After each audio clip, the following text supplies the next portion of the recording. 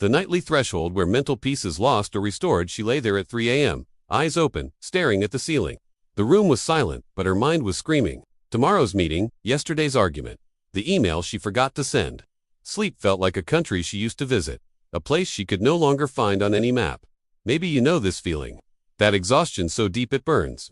That kind of tired where your body aches for rest, but your thoughts refuse to stop scrolling through their own infinite feed. She wasn't just tired, she was eroding from the inside, one sleepless night at a time.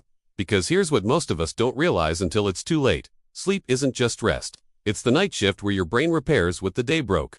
It's when memories get filed, emotions get processed, and the self you'll wake up as gets quietly assembled in the dark. When that process fails, everything starts to unravel. She thought she was managing.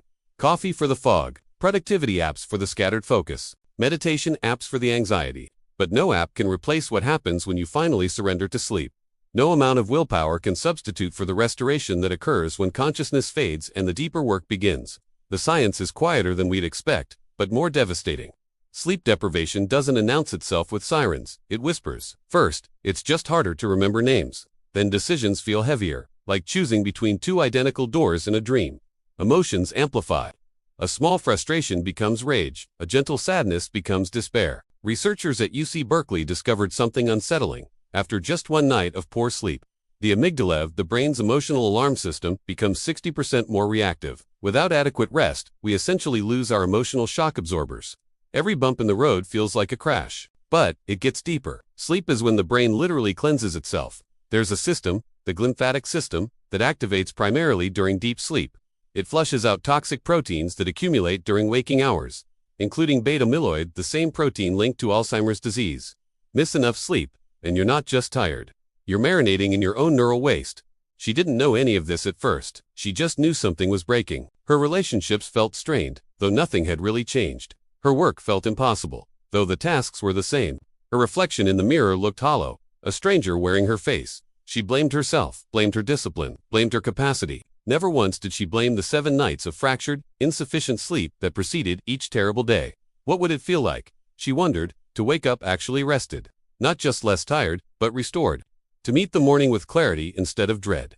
To feel like herself again, whoever that person used to be. The breakthrough came not from trying harder, but from finally understanding what sleep actually requires. It's not just about time in bed. You can lie there for 8 hours and still wake up destroyed. Sleep quality depends on cycles moving through light sleep, deep sleep, and REM sleep in the right rhythm.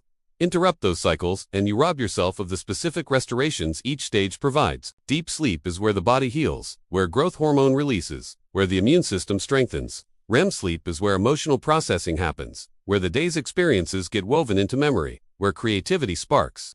Light sleep is the transition, the gentle border between consciousness and the deeper realms. Most of us never complete enough cycles. We fall asleep late because we're wired from screens. We wake up early because of alarms, not because we're done. We fragment what should be continuous. And we wonder why we're falling apart. The light from our phone wasn't helping. Blue light suppresses melatonin, the hormone that signals sleep time. Every scroll through social media at midnight was essentially telling her brain that sunrise was coming, that it was time to wake up, not wind down. She was fighting her own biology with every tap. She started small. No screens after 10 p.m. It felt impossible at first, like cutting off a limb. What would she do with her hands, her mind? The silence was uncomfortable. The stillness felt wrong. But slowly, something shifted. Her body remembered what it was supposed to do when light faded. Melatonin began its natural rise. Her thoughts, without the constant stimulation, began to settle like sediment in still water. She tried something else. Her bedroom had become everything: office, entertainment center, dining room, social hub. Her brain no longer associated that space with sleep, so she reclaimed it. Work stayed in the living room. Meals stayed in the kitchen. The bedroom became sacred again, a temple for rest alone. Temperature mattered too. She'd read that the ideal sleep environment hovers around 65 to 68 degrees Fahrenheit. Our core body temperature needs to drop for sleep to deepen. She'd been sleeping in warmth, comfort, but it was keeping her in lighter stages, preventing the dive into restoration. The darkness had to be complete. Even small amounts of light, the glow of a charger, the street lamp through curtains, can disrupt circadian rhythms. She covered everything, made the room a cave, and in that manufactured night, her sleep finally deepened. But the hardest part wasn't the environment, it was the thoughts. That's the cruel irony of insomnia. The more you need sleep, the more your mind fixates on not sleeping. Every glance at the clock adds anxiety. Every calculation of remaining hours steals those very hours. You can't force sleep, You can only create the conditions and then surrender. She learned about sleep pressure, the biological drive that builds the longer you're awake. Adenosine accumulates in the brain throughout the day, making you progressively drowsier.